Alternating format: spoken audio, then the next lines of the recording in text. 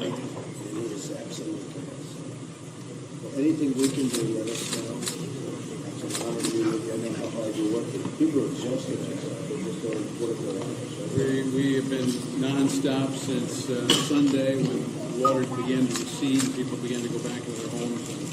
And now it's a relief effort where we've got people coming here every day making an application for Samaritan's First. We've got volunteers. Of course, we're grateful that you responded to the call to come down to draw attention to the need of volunteers. We're not asking for the government. We're asking for Americans to come and help one another, and they're responding. And as I told you earlier, Franklin was the first call that I made, and within 48 hours, Samaritan's First was in my parking lot.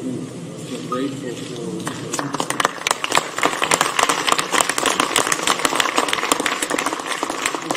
This is so important because these areas that flooded had never flooded before.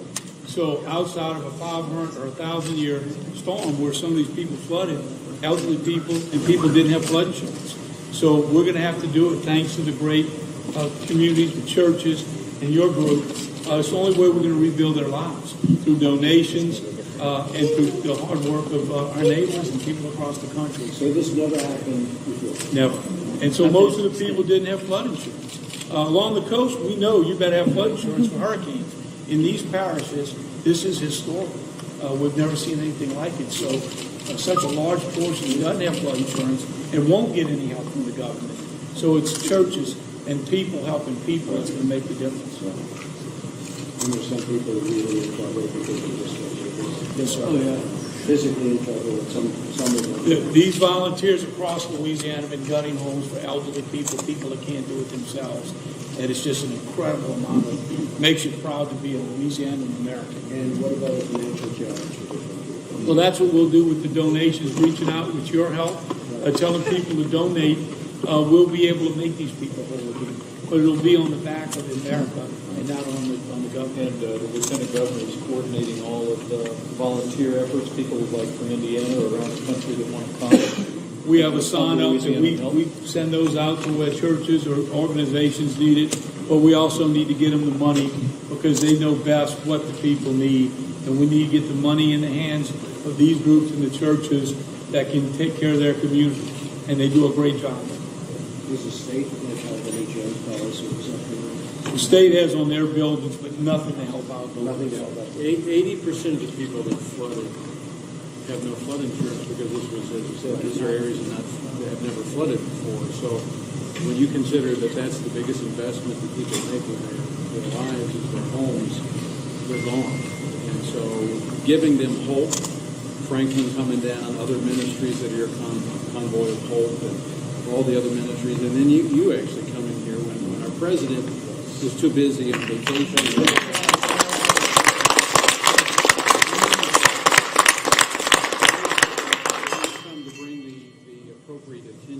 And again, we're not asking for the government to help. They usually get in the way. We do hope that there's a change in the housing in Pennsylvania Avenue, but here we want to rebuild. And we just want the government out of the way, and we want America to know that we need to help with one another. So what percentage of the houses are on higher land where they weren't affected? What's the percentage? Because I know there's some houses that are 10%. That's only 10%. So it's all pretty much low land. Well, it's low, relatively speaking, but like our home, which is at 72 feet, it's pretty high around here. We've never had any flooding. We flooded, the whole place is really low. 180, one couple that lived in the same house for 50 years, elderly couple, we talked to, had never flooded. And when they had to choose between paying their bills and paying flood insurance, they paid their bills because they had never flooded. 50 years in the same house. They flooded for this event. And you said it's difficult to get the overall numbers because some places have become islands, but they're getting, what I've understood, there's two of the parishes where 80% of the homes have gone through. 80% are out of their homes. And I watched NBC last night. They gave 25 seconds to our situation here. And, we need a little more than that. What percentage of the homes are destroyed? In other words, they can't be saved. That's hard to say. Most of they can be saved. They'll be done. gotta You have to be gut them completely down to the wood studs and rebuild from inside. And another challenge, you gotta remember, is not only did they lose their homes, most of them lost their vehicles, so transportation is an issue as well. So not only the homes flood, the vehicles flooded as well, so it really becomes. And all their life's belongings. Right. Schools, But Thank we, Federal government has not put yet. I have no idea. Well, the FEMA team's been on the ground, they've been traveling with us around the state, and through this process, we'll see. But had it not been for organizations and private citizens feeding and stepping up to bridge the gap, you know, the federal government never comes too quick. Cajun Navy showed up with flatbed boats and did it. It's all flowing through the neighborhood. But here's, Mr. Trump, the big issue here, and why I'm so grateful you came and stopped at a church, is that this is a part of religious freedom, about having institutions that are right there in the community that are the first to respond. People didn't turn to Washington. They didn't even turn to the Baton Rouge Council. They turned to their local church. And what's happening under the policies of our government today is diminishing the role of the church.